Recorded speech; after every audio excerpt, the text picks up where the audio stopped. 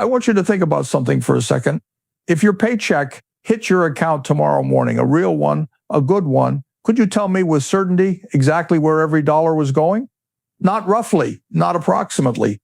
Exactly. Most people can't. Most people work 40, 50 hours a week, bring home a respectable income, and by the 28th of the month, it's gone, evaporated, like it was never there. And here's what nobody's telling you about that. That is not an income problem. It is an architecture problem. See, the 1%, the people who quietly, patiently, almost boringly build real wealth while everyone else drowns in anxiety and overdraft fees, they don't earn money differently from you. Not really. Not in any way that matters. What they do differently is this. They decide where every dollar goes before it has a chance to disappear before. I've been handling money since I was 6 years old, selling gum door to door in Omaha, and I've sat across the table from brilliant men, doctors, lawyers, engineers who died broke. Not because they didn't earn enough, because they had no system, no architecture, no fortress to protect what they built. And I've watched ordinary men and women, school teachers, mail carriers, factory workers, build fortunes that outlasted them, left money to their grandchildren, slept every night of their lives without worry. The difference wasn't intelligence. It was never intelligence. It was structure. Today, I'm going to walk you through the exact framework, what I call the fortress blueprint, that the top 1% use to manage money. It's a 4-bucket system. It's simple. It's almost insultingly simple. And most people will hear it today and do nothing with it. Don't be that person. Stay with me through this entire video, because what I'm going to share with you in the next 26 minutes has the potential to completely rearrange how you think about your next paycheck. You know, Charlie Munger, and I miss him every single day, used to lean back in that old chair of his and say something that I've never forgotten. He'd say, "Show me the incentive and I'll show you the outcome."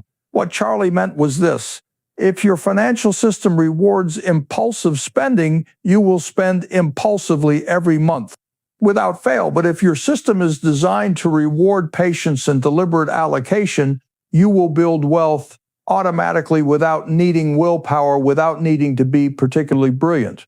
Automatically, in 75 years of investing, I have never, not once, met a person who built serious, durable, lasting wealth through willpower alone. Not one willpower is exhaustible.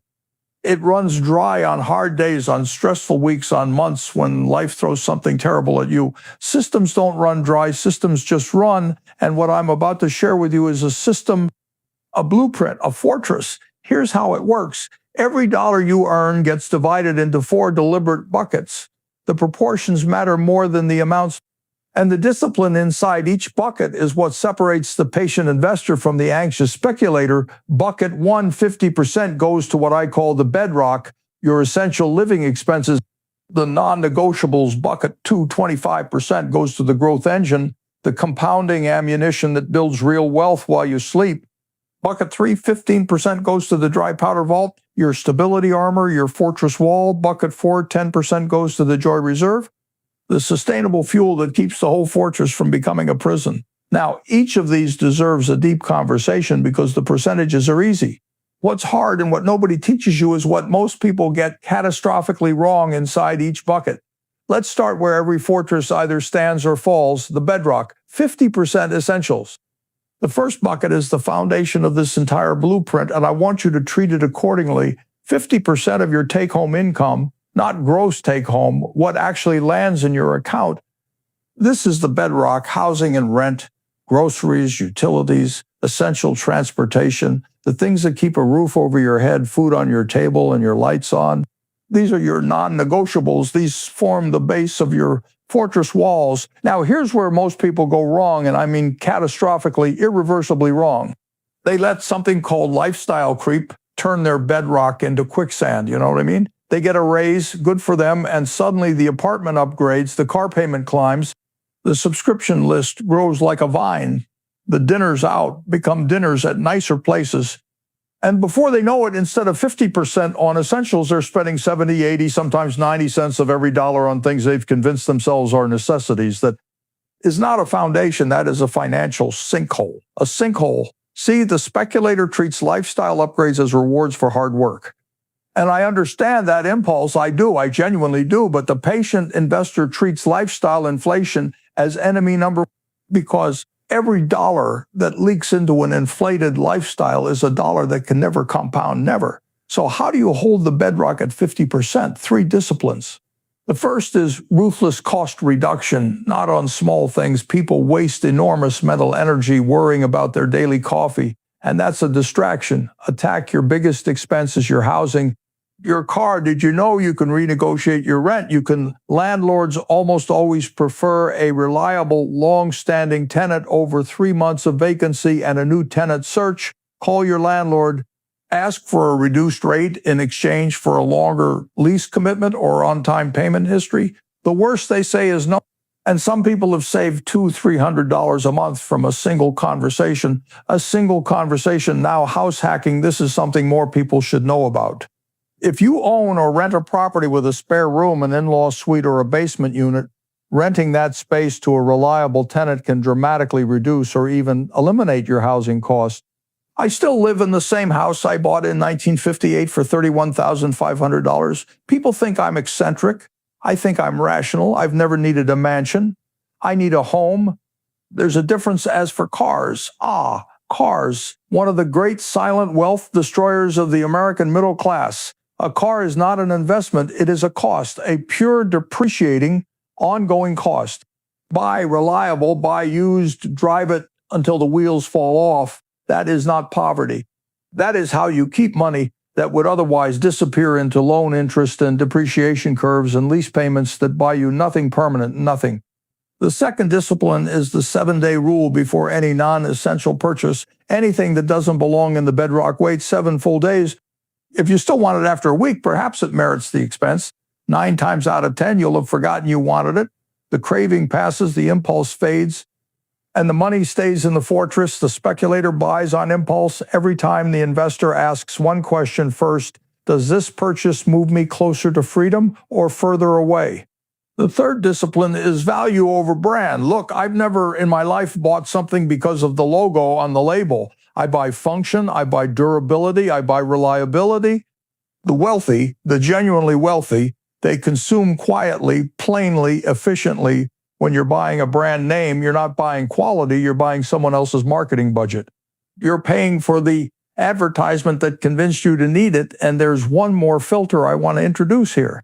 Before any discretionary purchase inside the bedrock, ask yourself one simple question: does this genuinely improve my daily life? Not how it looks to others, not what it signals. Does it functionally, tangibly improve your actual experience? If the answer isn't a clear, immediate yes, put it back, defend the bedrock at 50% ferociously. Because if this foundation cracks, if lifestyle creep invades this bucket, nothing else in the blueprint can hold. Nothing.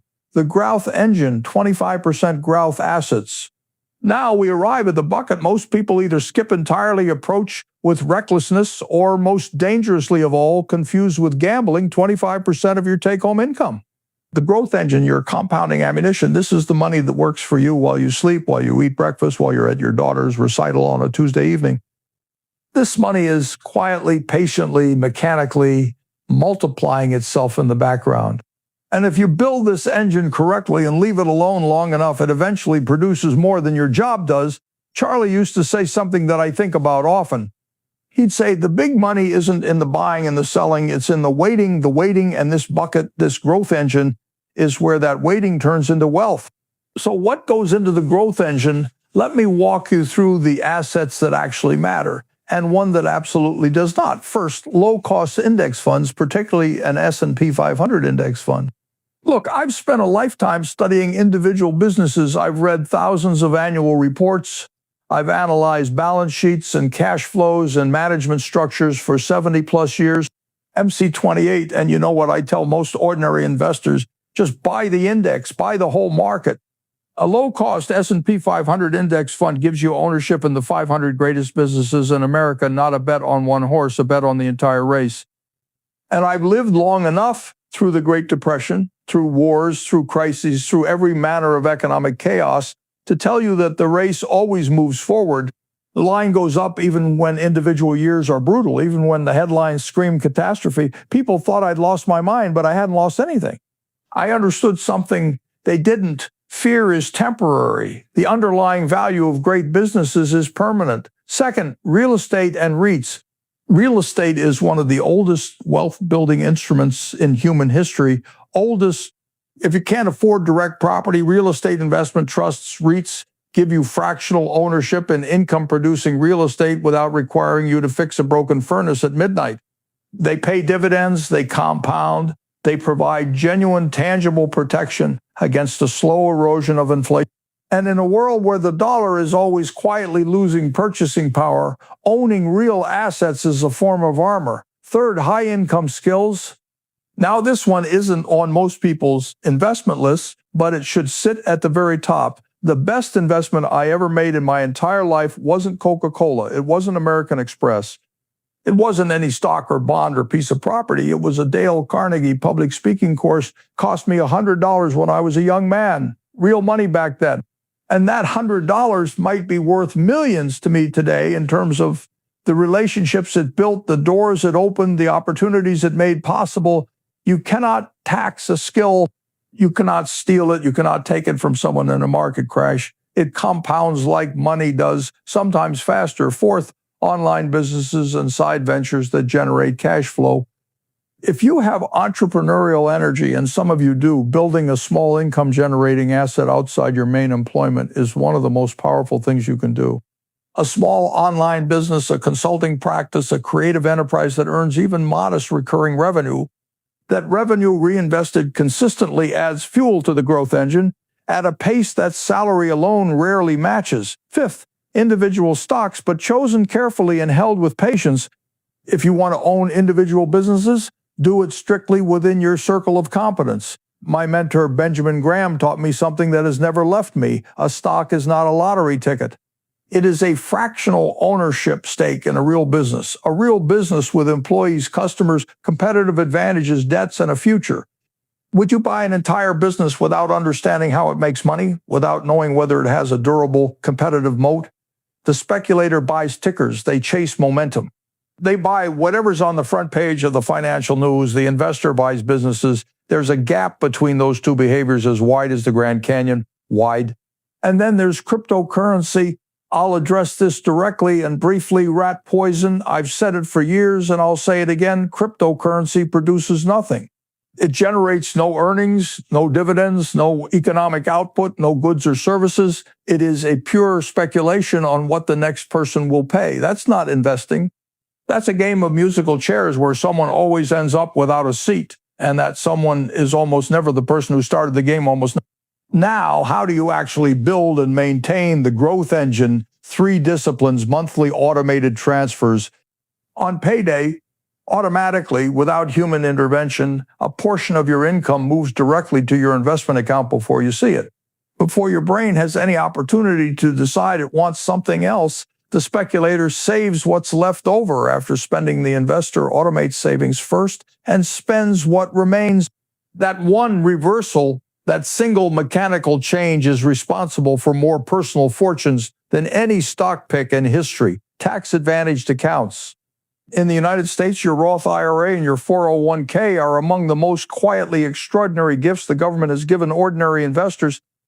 The tax-free compound growth inside a Roth IRA, money that you contribute after taxes, grows for decades and can be withdrawn in retirement without a cent owed to the government, is an instrument that most people dramatically underutilize. Max these contributions before anything else. Reinvest every dividend, every single one. Dividend reinvestment is where the compounding chain reaches its full strength. Benjamin Graham wrote about this extensively in The Intelligent Investor. When you receive a dividend and spend it, you break one link in the chain. When you reinvest it, you add one. Over 20 years, over 30 years. The difference between those two behaviors is not a small number. It is generational. And for most people, a 3-fund portfolio is the simplest, most effective structure you'll ever need. A total U.S. market fund, a total international fund, and a bond fund calibrated to your timeline and risk tolerance. Boring. Absolutely extraordinarily effective over a long horizon without question. Here's a question I want you to sit with right now in this exact moment. What is your money actually doing tonight while you watch this? If the answer is sitting in a checking account earning nothing, we have real work to do. Real work. The patient investor sleeps well at night. The anxious speculator never sleeps at all. The dry powder vault, 15% stability. We've built the foundation. We've ignited the growth engine. But there's a third bucket that most financial content completely ignores, and without it, every fortress eventually falls. Every single one, 15% of your take-home income. The dry powder vault, your stability armor. I call it dry powder because that's precisely what it is, ammunition that stays ready to deploy when genuine opportunity appears or when life without warning falls apart. And in a long life, both will happen. I can promise you that. Most people call this an emergency fund.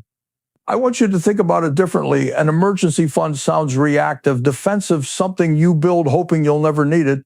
The dry powder vault is something else entirely.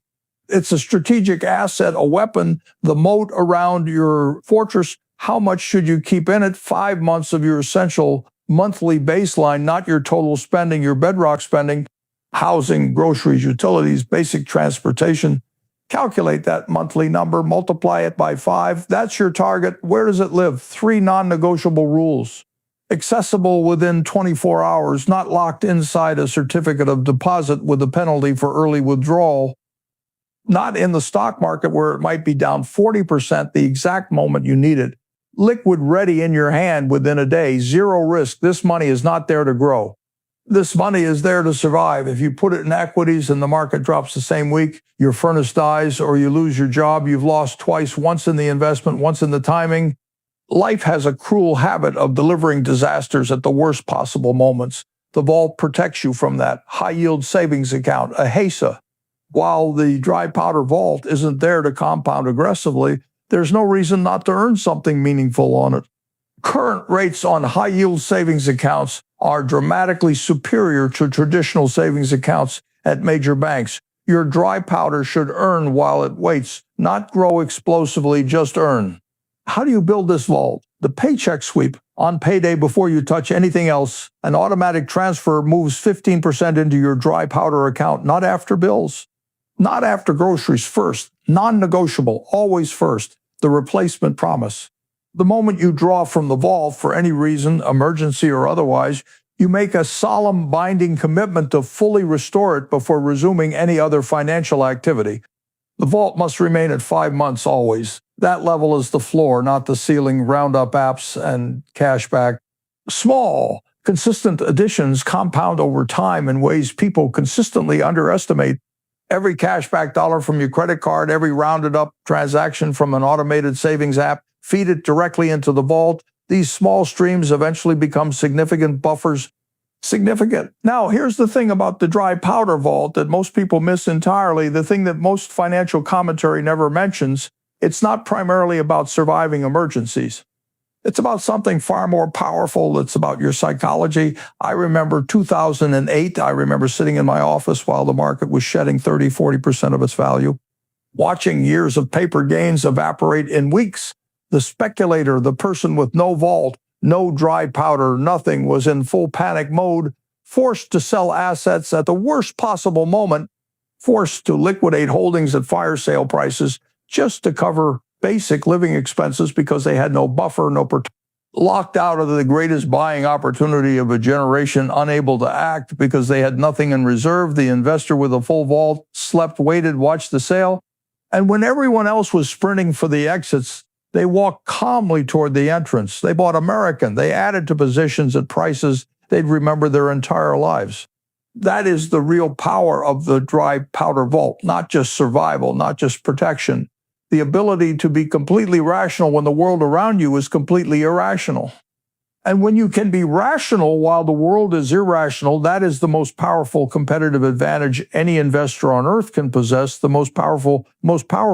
The Joy Reserve 10% rewards. We've covered 3/4 of the Fortress Blueprint, and now we arrive at the bucket that makes the entire system survivable for a human being, 10%. The Joy Reserve, I know what some of you are thinking. You're thinking, and you're probably smiling, that an old man who has lived in the same house since 1958 and drives a car that's 10 years old is going to lecture you about spending money on things you enjoy. Fair. That's completely fair, but here's what 95 years has taught me that I want to be absolutely clear about. Any system that demands permanent deprivation will eventually collapse. Any fortress that never allows its residents to breathe will produce a revolt from within. The great enemy of long-term financial discipline isn't temptation from outside, it's burnout from inside. The 1% don't deprive themselves. What they do is allocate intentionally, deliberately, guilt-free. The joy reserve is 10% of your income designated for the experiences, pleasures, and relationships that make the fortress worth building in the first place. On vacations with people you love, hobbies that restore your energy and remind you who you are outside of your obligations, social experiences that deepen the relationships that matter. Gifts for the people who helped you along the way. 3 rules govern this bucket. First, keep it completely separate. Open a dedicated account, call it your joy jar. When the money is there, it is yours. Spend it guilt-free, completely guilt-free, MC62. But when it's gone, when the joy jar is empty, it's gone. You do not raid the bedrock. You do not tap the growth engine. You do not touch the dry powder vault. You wait for next month's allocation. That constraint is what gives the spending its psychological safety. Second, the guilt-free strategy. The entire purpose of the joy reserve is psychological permission. Here's something I've noticed over decades. The speculator, the person whose finances are in chaos, feels guilty every time they spend money on something pleasurable because deep down some part of them knows the financial house isn't in order.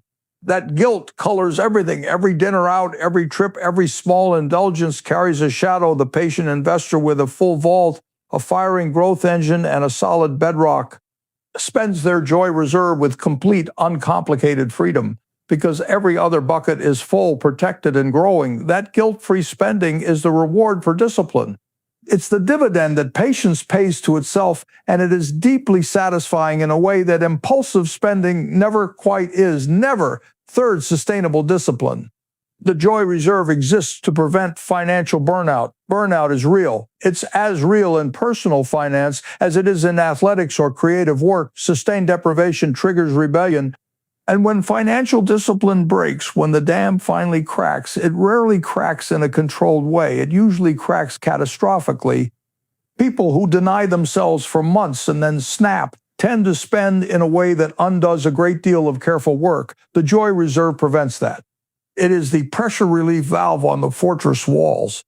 Here's a question worth sitting with. What are the 2 or 3 experiences that genuinely, without any performance, without any audience, fill you with real joy? Not what you think you should enjoy, not what your neighbors are spending on, what actually restores you. Put those things in the joy reserve, let the rest go. The fortress doesn't need to fund everything. It just needs to fund what actually matters to you. Well, let's step back for a moment and look at the whole blueprint from above. 50% the bedrock, the unbreakable foundation of your fortress: housing, groceries, utilities, transportation, defended with absolute discipline against the silent invasion of lifestyle creep. 25% the growth engine, your compounding ammunition, index funds, quality businesses, real estate, high-income skills, income-generating ventures, all of it building real durable wealth in the background while you live your life. 15% the dry powder vault, your stability armor. 5 months of essential baseline, liquid safe, and psychologically transformative, the moat that makes your fortress impenetrable. 10% the joy reserve, the sustainable fuel, the human dividend, the reason you're building all of this in the first place. Now, I want to address the most common objection I hear when I share this framework, because I know some of you are sitting there right now thinking I can't allocate like that. My expenses are too high. This doesn't work for my situation. Here's my honest answer. If your essential expenses already consume more than 50% of your income, the framework isn't broken.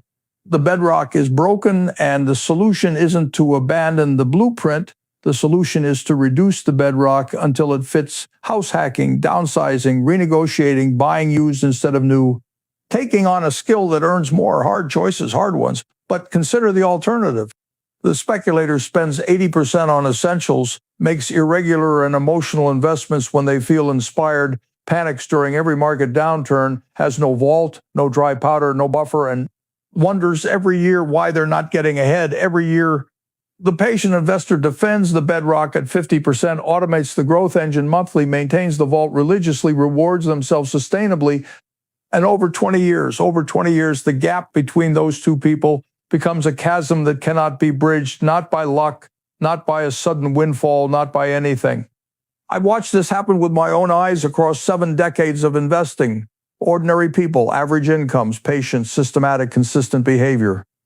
Retiring with more than they ever believed possible, not because they were gifted, because they had a system and they protected it. Charlie Munger put it perfectly, as he usually did.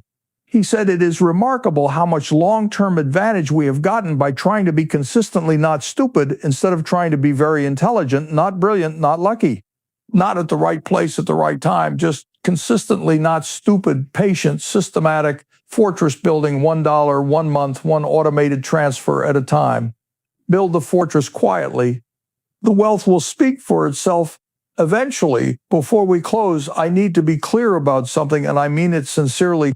Everything shared here at Elite Money's Mindset is for educational and entertainment purposes only. I'm not your financial advisor. I'm not licensed to give personalized investment advice. Every person's situation, their taxes, their income, their obligations, their timeline is different. Before making any significant financial decision, please consult with a qualified financial professional who knows your specific circumstances, not a legal formality. That's genuine advice from someone who has seen what happens when people don't get proper counsel for their unique situation. Now, I want to leave you with something real before you go. At 95 years old, I think about wealth differently than I did at 30 or 50 or even 70. And what I've come to understand, what decades of observing people have confirmed for me, is that wealth isn't about the number in your account. It never was. It's about what that number represents. It represents options, choices, the ability to say no to the things you don't want, and a clear, unhurried yes to the things you do. The Fortress Blueprint 50-25-15-10 isn't a magic formula, it's a decision. A daily, monthly, annual decision to treat your money as the serious, finite, precious resource that it is. To protect your future self from the very natural and very human impulses of your present self. Every great fortress in history was built one stone at a time. One stone, no single stone is impressive. You could hold one in your hand and it would mean nothing, but stack enough of them deliberately, consistently, over enough years, and you have something that outlasts storms, outlasts market crashes, outlasts the noise of every panic cycle and hype cycle and fear cycle that comes around. That's what I want for you. Not wealth so you can display it. Not wealth so you can impress anyone. Wealth so you can sleep. Wealth so you can wake up in the morning without that low, quiet hum of financial anxiety that I've watched wear good people down for their entire adult lives. Wealth so your family is protected, not just financially, but psychologically from the fear of uncertainty, because here's what real wealth actually feels like. It's boring. It's automated transfers and index funds and high-yield savings accounts and guilt-free vacations on a budget. It doesn't look impressive from the outside, but you know what is impressive? What is genuinely remarkable? Waking up at 60, at 70, at 80, knowing the fortress is standing, knowing the vault is full, knowing the growth engine has been running quietly for 20 years and has built something that will take care of people you love. That's what impressive looks like from the inside.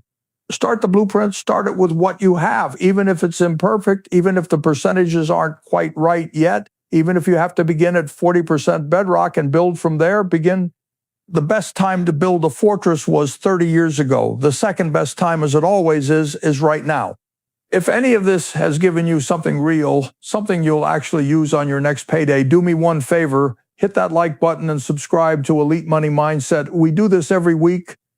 Calm, rational, patient, fortress-building content. No hype, no shortcuts, no promises that don't hold over time, just the timeless principles that actually work. I'll see you in the next one. Sleep well.